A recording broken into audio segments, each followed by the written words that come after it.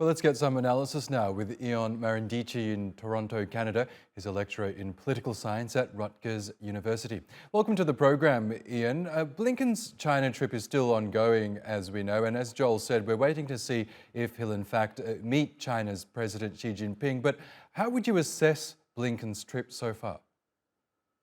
Well, thanks for inviting me. This is undoubtedly an important visit, and as it seeks to improve the ties with China after a long period of tension. So I do not expect major breakthroughs. It's obvious that China and US are in a strategic competition right now, and you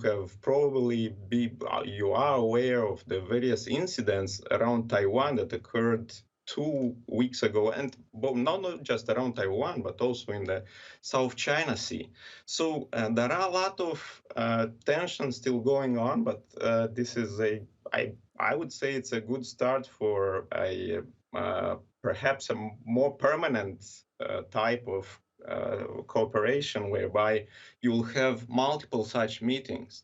Uh, but overall, again, it's important to keep in mind that US and China are still locked into this strategic competition, and I don't see signs of changing the structural picture. Well, that's right. These are currently the world's top two superpowers, and China is accusing the US of trying to contain its ambitions and its influence in the region and further afield. But is that Washington's policy on China to contain Beijing? Well, it definitely is. It was during the Trump presidency, and it all started with a pivot to Asia during the Obama presidency. So we don't see a major shift in terms of policies. We see this rhetoric of de-risking, which was mentioned recently. But overall, the U.S. has set up various alliances in the region, the Quad, the AUKUS.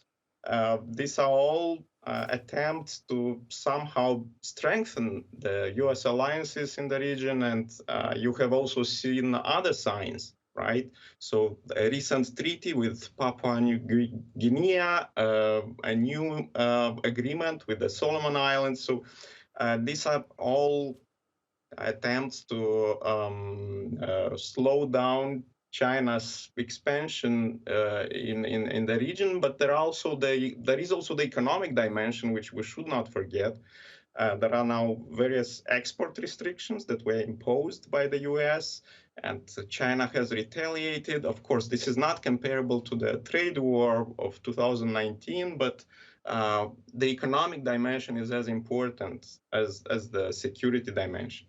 Yes, and how would you describe the Biden administration's approach to China right now? You mentioned the trade war that was started by his predecessor, Donald Trump. That really brought those economic ties to an all-time low. But do you think the Biden administration is looking for a more productive relationship with China, even though Beijing is its biggest rival?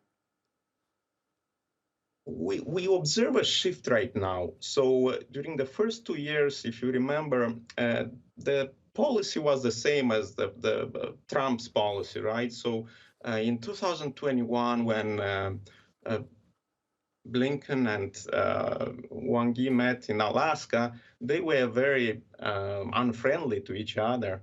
And then we have right now what we see is a change of rhetoric. I'm not sure a change of rhetoric from decoupling to de-risking. And then we also have these statements by President Biden saying that US wants to avoid a new Cold War with China. Plus, we have also this attempt to somehow tone down the rhetoric in terms of Taiwan. So, and I'm not sure whether this is a policy or whether this is just a result of the ambiguity that US maintains regarding Taiwan. As you know, it's this strategic ambiguity that gives headaches to many policymakers when they are trying to explain to the US public what the US policy towards Taiwan is. Okay, Ion Marandici, we will have to leave it there. But thanks so much for sharing your analysis with us. Appreciate it. Thanks for having me.